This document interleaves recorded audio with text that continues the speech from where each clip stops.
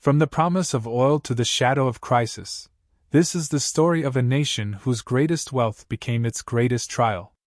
Beneath its soil lay a treasure the world could not ignore, and when global powers turned their eyes toward that buried gold, the balance of politics, power, and destiny began to change.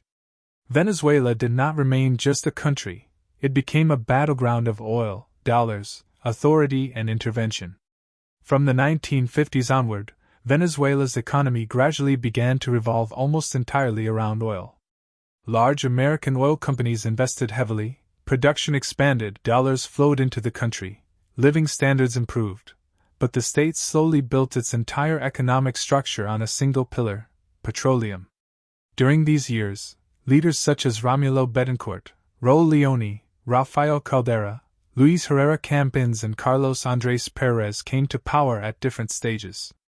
Civilian governments alternated with strong military influence, yet the political and economic system continued shaping itself around an oil-dependent model, what scholars would later call a petrostate, a system where revenue from oil defines power, policy, and public life.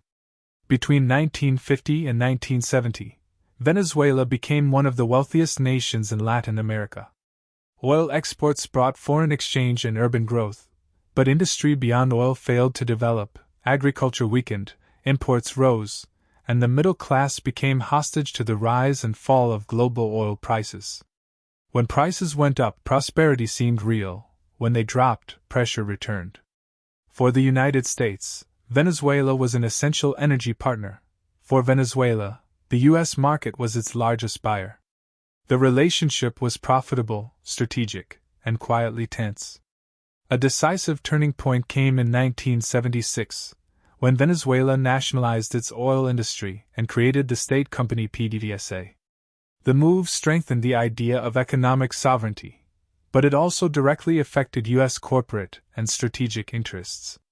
For Washington, the change was not merely economic, it was geopolitical.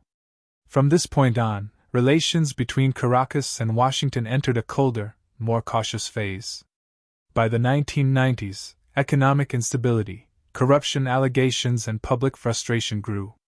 Out of this crisis emerged Hugo Chavez, a former army officer with a powerful populist appeal, who became president in 1999 and launched what he called the Bolivarian Revolution. He redirected oil revenues into massive social programs: healthcare, education, food subsidies, and housing support. Poverty fell, many poor communities felt empowered, and Chavez became a symbol of resistance against Western influence. But in strengthening social spending, the state became even more dependent on oil income, without truly diversifying the economy. Chavez openly accused the United States of political and economic interference, while Washington criticized his centralization of power and weakening of democratic institutions. The relationship turned confrontational.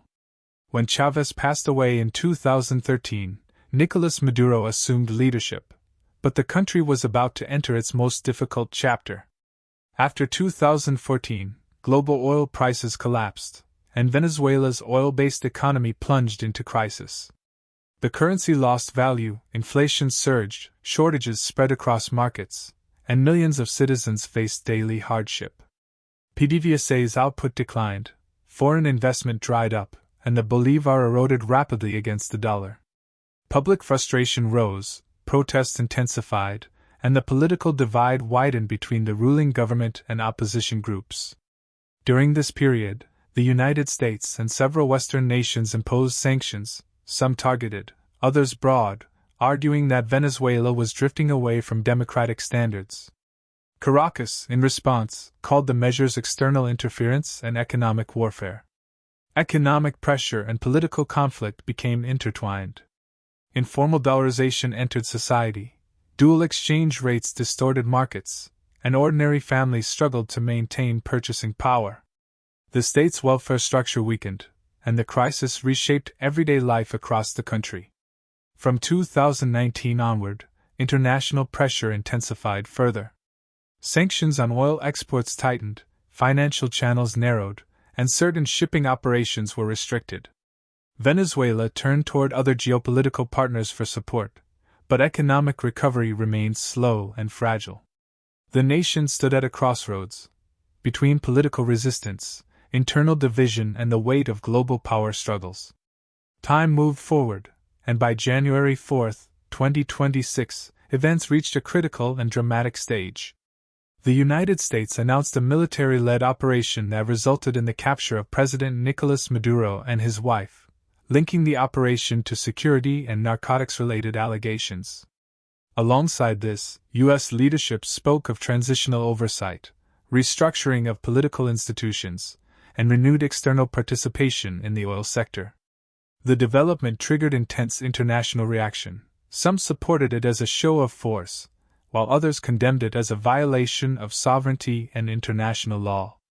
Latin America, with its long history of foreign interventions, once again found itself watching a familiar geopolitical storm unfold. Thus, from 1950 to 2026, the history of Venezuela is not just the story of rulers and governments, it is the intertwined narrative of oil wealth and economic dependency, of dollars shaping social realities, of political experiments and internal struggles, of American involvement and global power competition. From leaders like Romulo Betancourt and Carlos Andrés Pérez, to Hugo Chávez and Nicolas Maduro, every era carried moments of success, miscalculation, hope, and pressure. Yet one truth remained constant. The same oil that gave Venezuela strength also exposed it to every economic shock and every shift in global politics.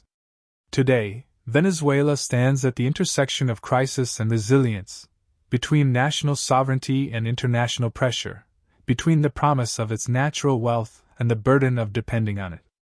Oil and the dollar continue to define its fate, and history still leaves an unanswered question: whether this nation will one day transform its resources into lasting stability and dignity, or whether those very resources will remain the weight that shapes its uncertain future.